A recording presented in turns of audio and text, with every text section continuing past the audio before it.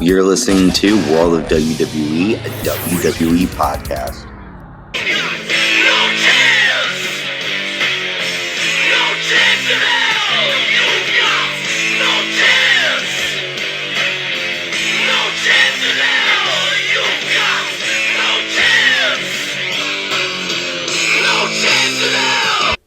Hey everyone, thank you for tuning into the World of WWE podcast. We are on the track through the Attitude Era. We have talked about every pay-per-view starting from 1998. Now we are in 1999 with the first pay-per-view, Royal Rumble 1999. This was a pay-per-view that I was very excited for. It came live from Anaheim, California, and the tagline was "No Chance in Hell," because really Stone Cold Steve Austin had no chance in hell to win this Royal Rumble match, proclaimed by Vince McMahon. Now, Vince has also put a $100,000 bounty to help him win this match. Whoever can eliminate Stone Cold Steve Austin will take home that $10,000, that $100,000. So Royal Rumble has a huge card, a lot of great matches, but you have the Royal Rumble match and the other main event, the WWF Championship, on the line as the champion Mankind defending against The Rock in an I Quit match. A lot of craziness, great pay-per-view. What did I think? Find out. Stay tuned. And we are back with our first match to discuss. This pay-per-view seemed to be a whole sort of corporation versus D-Generation Exit theme going, and we kicked off right here with that. The WWF Hardcore Champion, the Road Dogg Jesse James, he is not defending his championship. He is taking on the WWF Tag Team Champion, the Big Boss Man, who of course is representing the corporation. This is a non-title match, and it was a pretty decent match. A lot of stuff wasn't happening here. A lot of your just basic match here. And the Road Dogg actually lost. The Big Boss Man hit a huge sidewalk slam for the win. I was surprised that they did not let Road Dogg get the win. But Big Boss Man is a huge dude, so I understand. It is believable that the Big Boss Man could take out the Road Dogg. So Big Boss Man was able to shut up Road Dogg at the Royal Rumble. And it was a good match, but it could have been a bit better. But Road Dogg Jesse James gave his best fight, but the Big Boss Man put the Road Dogg down. Our next match on the card is for the WWF Intercontinental Championship. The Intercontinental Champion, the world's most dangerous man, Ken Shamrock, taking on badass Billy Gunn. This match came about because badass Billy Gunn actually mooned Ken Shamrock's sister, Ryan Shamrock. Ken came out in defense of his sister Ryan, attacked Billy Gunn, applied the ankle lock, and now the two are going to have a match. The two have actually been going at it for weeks, and this is going to be a decent match. So, beginning of the match, Billy Gunn had control with a huge suplex. He ran at Ken Shamrock into the corner, but he ran into the ring post. Ken Shamrock with huge kicks to the chest. Sorry, I don't know why I'm talking like this today, guys. I don't know what's going on. Ken Shamrock sends Billy Gunn into the post outside of the ring. Billy Gunn jumps off the apron and slams Ken Shamrock's head onto the announce table. However, Ken Shamrock attacks Billy Gunn's ankle and applies a front face lock. Ken Shamrock accidentally clotheslines the referee, and both men clothesline each other. That's when Val Venus runs down to the ring and hits Ken Shamrock with a DDT. Billy Gunn pins Ken Shamrock, but Ken kicks out. And then we see a moment where Billy Gunn jumps off the top rope, but he hurts his ankle, and Ken Shamrock applies the ankle lock, and badass Billy Gunn taps out, Ken Shamrock retaining the Intercontinental Championship. So even though Val Venus came out and tried to stop Ken Shamrock, he did not let that defeat him. He went for Billy Gunn's injured ankle and applied the ankle lock, and Billy Gunn was done. He needed help walking to the back, actually. And this was a pretty decent match. I actually enjoyed it. And Ken Shamrock was taking no prisoners. He was here to defend his sister's honor. And that's exactly what he did here at Royal Rumble. Next up, we have the WWF European Championship on the line as the European Champion X-Pac defends against Gangrel. Gangrel is such an interesting character because he was a vampire And little fun fact, Bruce Pritchard revealed that they came up with the whole brood gimmick because in Connecticut, my home state, there was a huge news story about these individuals who were vampires and they would eat blood, and that was like their lifestyle. So WWE actually took that from the news and used it in their storyline. So it was very interesting, and Gangrel was cool. The Brood's entrance was awesome. So X-Pac is in control to start the match, kicks Gangrel in the corner. Gangrel hits a cool belly to belly and drops X-Pac across the top ropes. X-Pac with 2 spinning heel kicks and a Bronco Buster. He actually then hits a 3rd heel kick. The referee messes up and counts 3 by accident on X-Pac, and the fans were chanting, "You fucked up," which is a common reaction. And then X-Pac gets the X Factor for the win. A pretty simple match. It was alright, nothing spectacular. There wasn't really much of a storyline going into it anyways. The title was just on the line. And it was alright. X-Pac had a huge, great showing, and it was a good match. So there you have it for X-Pac and Gangrel. Our next match is for the WWF Women's Championship, and it is a special strap match. The way to win is that you have to be the first women to touch each corner and that's how you win. So pretty much Shane McMahon in this match, the WWF Women's Champion Sable defending her title against Luna.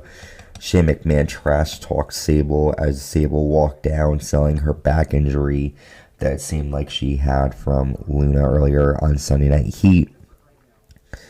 Sable whips Luna and sends her into the ring post.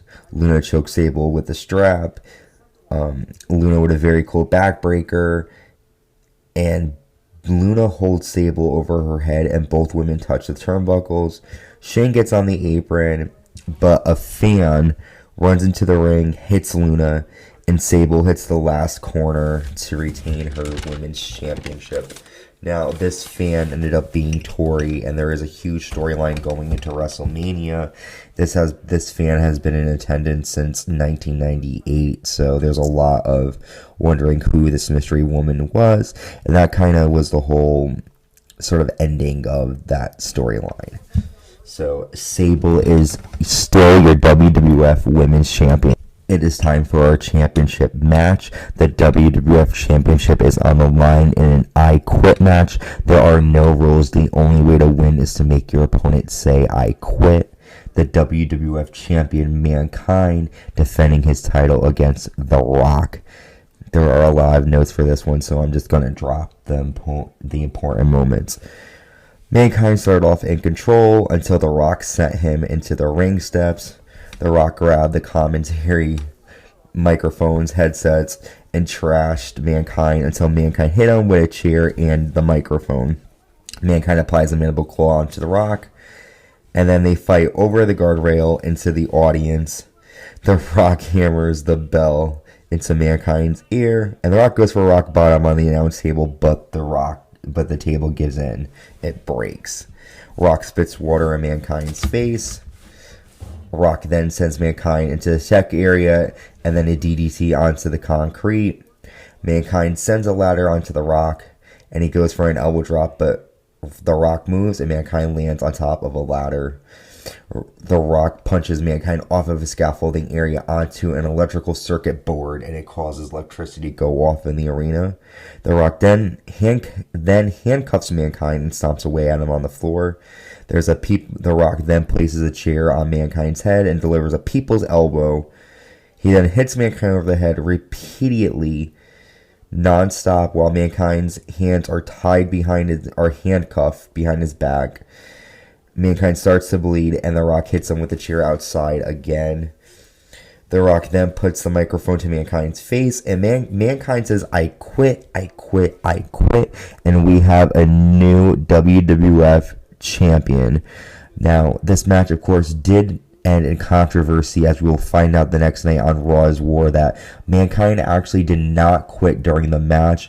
The Rock stole from his Sunday Night Heat, saying that The Rock will quit. The Rock took that and put that into the microphone. So Mankind did not say "I quit." That was doctored audio that was taken earlier in the night from Sunday Night Heat. So controversy, and we will see how that ends up next night and tomorrow Night Raw. but new WWF Champion, the Brahma Bull, The Rock. We are now here for our main event, the 30-person over-the-top rope Royal Rumble match, the 1999 Royal Rumble match. The winner, of course, will go on to WrestleMania 15 and take on new WWF Champion, The Rock. Now, Vince McMahon said that there is no chance in hell for Stone Cold to win, and actually Stone Cold Steve Austin got screwed over and had to compete in this match at number 1. But of course, Shawn Michaels turned the tables on Vince McMahon and said, Vince, you are number 2. So Vince McMahon and Stone Cold are going to have to compete against each other in this match. And I'm going to go over some of the moments of this match because there's a lot going on. First, we saw Stone Cold and Vince McMahon fight backstage into a woman's locker room, and that's where the corporation attacked Stone Cold and left him pretty much lifeless. During the match, we saw the 9th winner of the world, Chyna, the first ever female to compete in a Royal Rumble match, get in there and really give it her all. Stone Cold actually clotheslined her and eliminated her from the match. We saw the Undertaker come down to the ring and take who would become known as Viscera backstage, and almost looks like he's going to sacrifice him. We'll find out more about that tomorrow night on Monday Night on Raw's War. Also, we saw the ending. The Rock comes down. It's down to Stone Cold and Vince McMahon. The Rock comes down to the ring, trash talk Stone Cold. Vince McMahon runs up from Stone Cold behind him and throws him all over the top rope. And your 1999 Royal Rumble winner is Vince McMahon himself. He said there was no chance in hell for Stone Cold to win, and he proved that tonight. So Royal Rumble in 1999 was a great pay-per-view. It was a great start to the final year of the millennium, and it was a great pay-per-view. I think that it was enjoyable. It was worth the watch. Some matches weren't amazing, but it definitely was great, and it was definitely a pay-per-view that ushered in the Attitude Era. So I appreciate you guys for listening. Thank you for checking us out wherever you're listening to us. If that is on Spotify, that could be on Anchor, it could be on Apple Podcasts, Google Podcasts, iHeartRadio. We are also live on YouTube, so make sure you subscribe, like, and hit the notification bell so you could stay in the know when new content is released. Also, you could check out our Twitter. We are at World of WWE, a WWE 1, and that is all in the description box. Also, I am posting our link tree, so that shows you different links on how you can access our podcast. We are also available on Instagram at World of WWE, and you can check us out also on Patreon. Become a Patreon member and get exclusive access to all things World of WWE. There are 3 different tiers. There is a super fan tier, the Rest in Peace tier, and 316 tier. You will get so many different options. Check out Patreon. I'm adding that. With Patreon, you could potentially get a one-on-one conversation with me. There is on one of the tiers, you can have a special episode where you could join us for a podcast and speak to us during our episode. There is a chance to get shouted out during our episodes. There's a lot of stuff on Patreon. Really think about subscribing, join Patreon, and join our world. That is it for our Royal Rumble recap. Thank you for tuning in, and I will see you next month with St. Valentine's Day Massacre in your house, where we will see the fallout from Royal Rumble in 1999. Take it easy, stay safe. Thank you, and I will see you soon. Bye.